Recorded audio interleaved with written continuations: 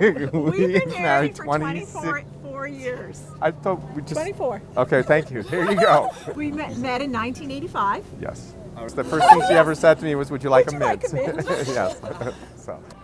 Go ahead. We've been married since for 54, going on 54 years. Our very first date was UCLA SC football game.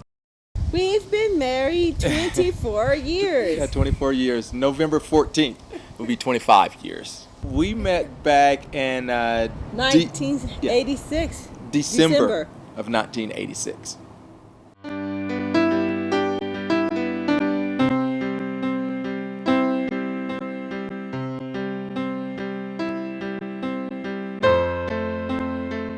And the whole week that we were there, every meal somehow we were either sitting, we'd get to the table, or everybody had prearranged it so that the only empty seat for whoever got there last was like right across or right next to, and So they kept pushing us together all week long. I had actually was going out with somebody that my parents didn't really like that much, but they were like, they didn't want to influence me or say, oh, we sure hope you don't end up with her or anything like that. So they had actually gone to Linda's parents and said, oh, we're so afraid he's going to marry this girl that he's been seeing for a while because we really don't like her that much, and this kind of thing. And what should we do? What should we do? And they really came through on that one. Well, we actually met back about maybe a year and a half, 2 years before that at Southern California Edison Company, where I worked as a engineer trainee and she was a secretary. And we were dating different people at the time, but there was a spark that ignited when we started meeting each other at work, and so we broke off from our different relationships with the other two people we were dating at the time, and I proposed to her about a year before we got married. I had never introduced her to my mother or my dad at the time. That was very unusual because usually when I date someone, I take them home and introduce them to the family. But she lived about a good hour's drive up in Southern California there in Los Angeles. I lived out in the San Fernando Valley, so actually I proposed to her before she even met my parents, which is very unusual.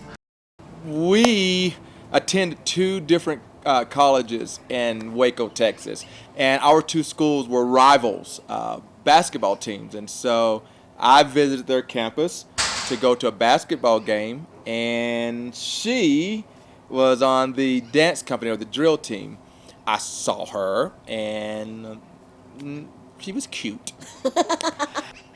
I inquired of this young lady, and they thought that, they told me her name, by the way, then they said, no, she wouldn't give you the time of the day. I was selling programs for it was a high school basketball tournament actually, and so I was selling programs for that tournament and saw him, and I was just trying to make my dollar sale, so I was commenting about how he could afford, $1 if he could, afford those boots. And so he said, well, I already have a program, but just for you, I'll buy another. It was a wise investment.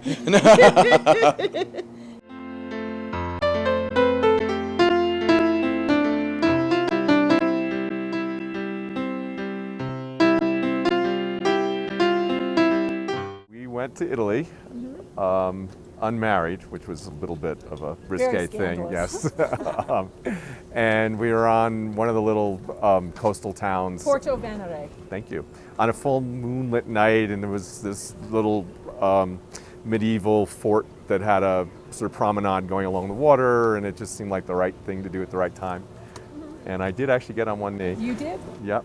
So, and then I asked her, she said yes, and then I had remembered that, oh yeah, I wanted to see if she'd change her name, and I tried to get it on there, so, oh, but would you? And it was too late.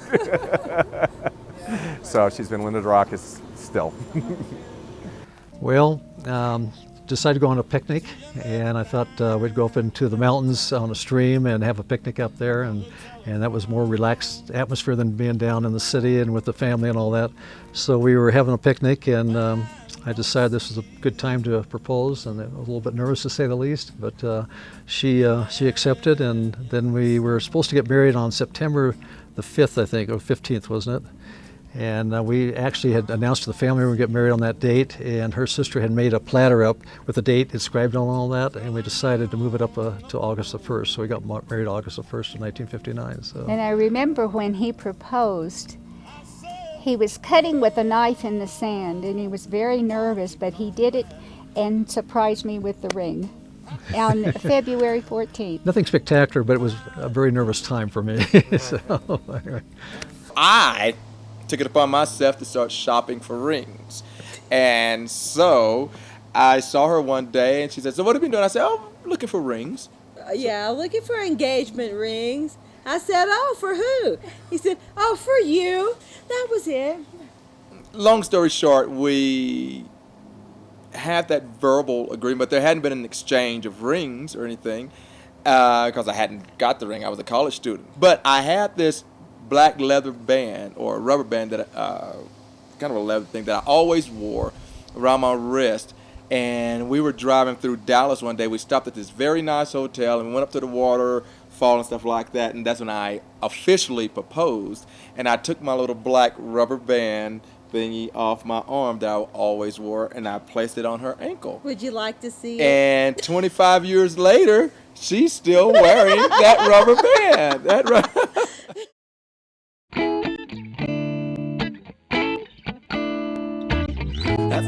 Work. It's just constant. I mean, Yeah.